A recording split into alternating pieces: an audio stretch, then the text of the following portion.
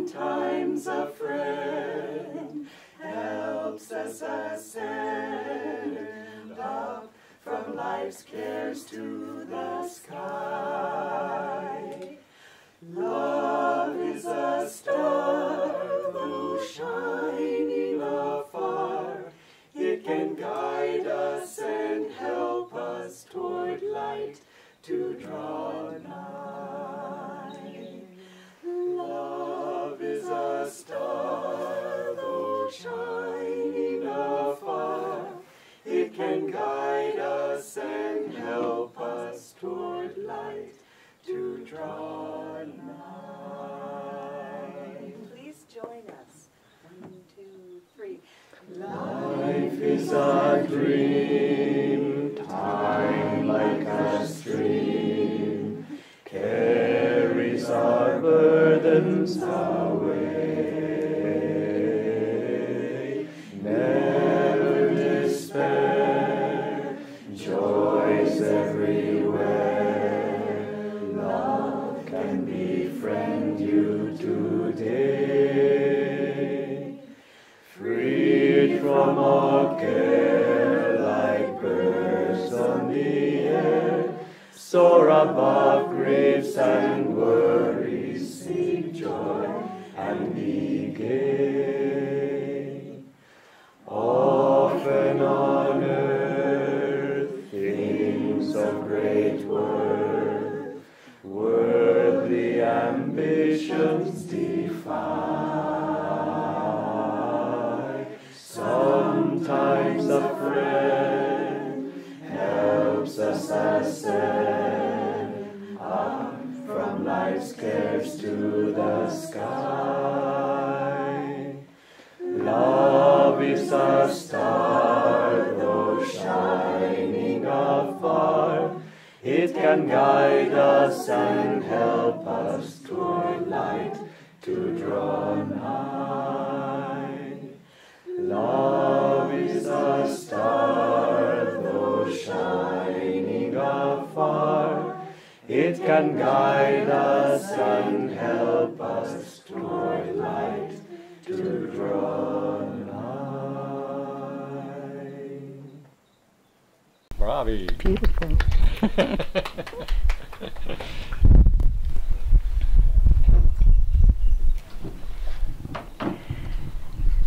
So we want to share with you this afternoon of ways in which Swamiji's life has been a life of discipleship.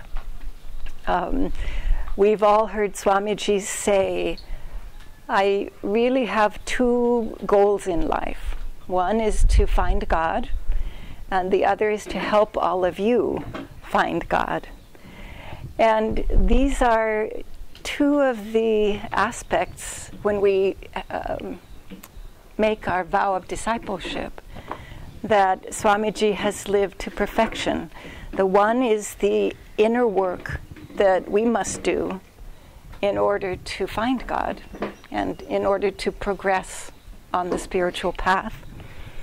And the other is that we don't keep this, what we have from our inner work, for ourselves, but we share it with those that we know in the way that they can receive it. And Swamiji was always so perfect in his way of tuning in to each one of us, to every individual that he spoke to understand how that person would be able to receive what he wanted to give as a disciple of a great master. We were talking earlier about what a blessing it has been for all of us who didn't know Yogananda to instead have the blessing to have known Swamiji, who was his direct disciple. And so much of what we know of Yogananda is from Swamiji. He has tried to share through his books and all of his music as much of Master as he could. He would always be willing to share. sometimes people would ask out of the blue, could you tell us a story of Master? And he would pause a moment and he'd say, you know, I don't have stories that I can just pick up out of my pocket and tell of Master. And then in the situation he was in, he would be able to think of a story that was a lesson or some quality that Master showed that the people who were there needed to hear. And I always felt that this was very largely a part of Swamiji's own humility. He talked about, when he talked about discipleship, the importance of our being humble in order to be able to receive. Because you can imagine if someone comes to a great master and asks a question, and the master is tuning in, begins to respond, and the disciple or the listener says, yes, I know that. Oh, yes, that I know that. Even if they don't, because they don't want to show that they don't know. But for the devotee, it's very important to be willing to show that we don't know. And Swamiji never felt that he knew everything. He would never, as he would often say, pull the Yogananda card out of his pocket and say, I know because I was with Yogananda, you should listen to me. He was very humble in his familiarity with Yogananda, because he knew that in order to be able to learn, we can't already say, I know. As soon as we say, I know, we've cut off the energy that is trying to help us to know. So Swamiji was one who would always be willing to learn from anyone. And I think this was one of the greatest lessons that he tried to give to everyone who was close to him and everyone who was in any kind of a training class for being ministers, for being light bearers, for being teachers. He would always help us to realize that we all can learn from anyone who comes to us, and that God is often trying to come to us, that Yogananda, Master, is often trying to come to us through the most humble person in order to help us to learn that lesson. The other quality that I admire so in Swamiji, because I have felt that I lack it in my life, and he has tried to encourage it in me, is simply the quality of courage. Courage in many situations to do what Master always said to do. Try to do something new every day. Bite off more than you can chew, and then chew it. It was Master's way of saying, you are so much more than you think you are, or than you realize that you are. And so you need to have the courage to go beyond your own limitations. And Swamiji, when he was a student of Master's, we know that he didn't do very much Ananda yoga. He didn't do much yoga. He always said his body didn't seem really to be made for practicing yoga. And yet when Master asked him to come up in front of everybody, Walter, would you please come and demonstrate the postures? And Swamiji did it, because he knew if Master asked him to do that, this was something that would help him to overcome his own limitations. Swamiji was very courageous, particularly where it concerned Yogananda's work. He would not, well, we all know that he stood back in the beginning when he separated from SRF. He decided to do the work of creating communities because SRF wasn't interested in doing that. Dayamata had said she wasn't interested. So he put all of his energy for Master's work into creating the Ananda communities, and we're all very grateful for that. I know I wouldn't be here today if it weren't for his courage in developing Master's World Brotherhood colonies. And his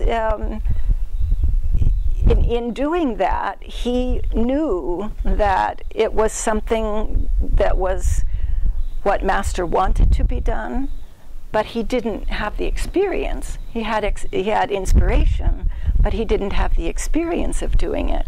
And so his way of creating the foundation of Ananda was to draw on people like Jyotish and Jaya and those who were there in the very beginning, and to ask them, would you like to help?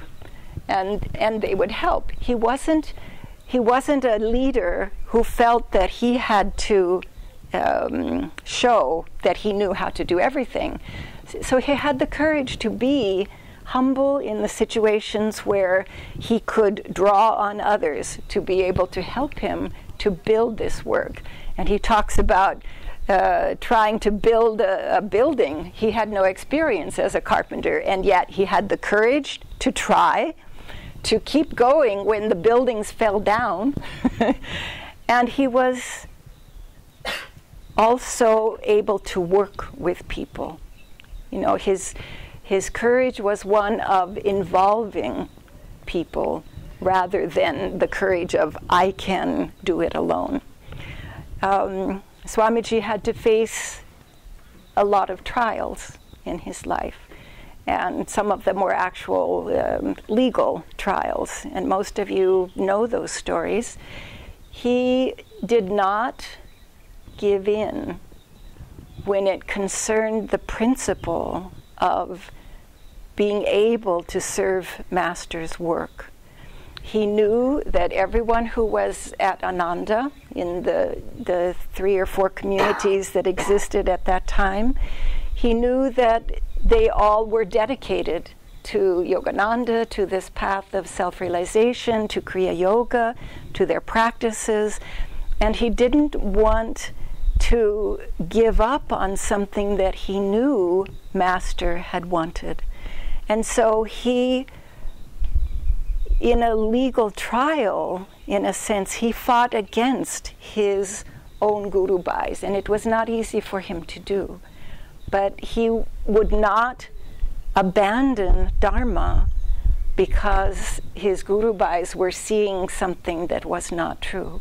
And so Ananda still exists today and has the spiritual power and the ability to touch so many lives today because Swamiji had the courage to stand alone amidst his Guru Bhais with the help of the devotees that he had brought to this path of Kriya.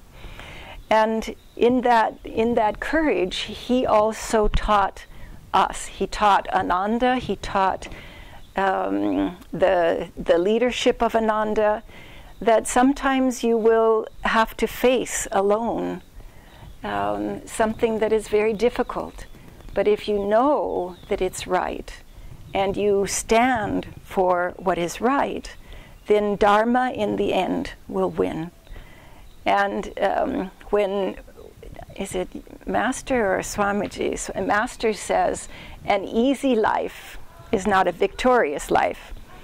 And so we can't say that that Swamiji had an easy life, but he did have a victorious life. He was victorious in building the dream of World Brotherhood colonies in America, in Europe, in India. He was victorious in bringing Master's teachings in their original forms, first in the English language and then the translations into many other languages. And he was victorious in touching the lives of all of those who came because he was a direct disciple of a great master and avatar. He always talked about the fact that Master said, the men in the ashram have disappointed me, and you can't disappoint me. And how Swami took that was not that these men were not good devotees or good, they're in their spiritual life, but that he really needed someone who would follow in the steps that he had brought to the West and really carry this teaching into the countries and the parts of the world that Yogananda himself was not able to go to personally. And I find it very touching that in the end Swami came back to India to do the same thing. And I don't know how many of you know the story of this. I will share this and then let others speak. When Swamiji thought about coming to India, it was always with the question, is Master known in India? Is Yogananda being given are his teachings being given the importance in the spiritual life as other teachers, not as a comparison, but knowing what Master had to offer. And sometimes he would think this wasn't really happening, and he would talk about coming to India, and then he would see the books that were coming out. There were new books coming with Master's teachings, and he would see that they were being printed by YSS, and he'd say, oh no, they're getting Master out, this is a good thing. Until at one point, a couple got hold of Swamiji through email, I think. And they had been publishing these books in YSS. They were making sure that that word got out. And they had, and I won't go into the long story, they had been removed from that position. So there was no one again putting that message out, those books out. And they called Swamiji and said, may we come to Italy to see you? And they came, and Swamiji spoke with them. They shared what they saw as what was happening. From that moment, Swamiji, from one day being in Italy till who knows when, to the next day, we're going to India. Because the ability to bring Master to his own people in India is being squashed. We need to make sure that Master doesn't get shut out of his own country. And so Swamiji left within a couple of weeks, and he had Asha and David and Durga and Vidura and other people that came with him, in fact ahead of him, and they found the first house in Gurgaon that would serve as the ashram there for many years. At that point, Swamiji was 80 years old, more or less. Maybe not quite 80. He was at the age of most people's retirement. It was not a time when most people take on a work like really making Master well known in India. But he could not, he had the courage and the will to make that happen. And so he came to India. And I don't know how many of you were in Gurgaon in those early years, but it was such a joy to see the light in the eyes and the souls of the people who were just waiting for this to come in the way that Swami Kriyananda could do that, and the people of Ananda. I think if we can try in our own way, in our own life, to have the courage to bring Master in whatever way he would like us to others, that we too will find that Master works through us in whatever ways we allow him to. And that is what I hope for all of you, for this beautiful community in Pune, that it will grow as the other Ananda communities have, representing Yogananda's teachings and Master's qualities of discipleship for many generations to come.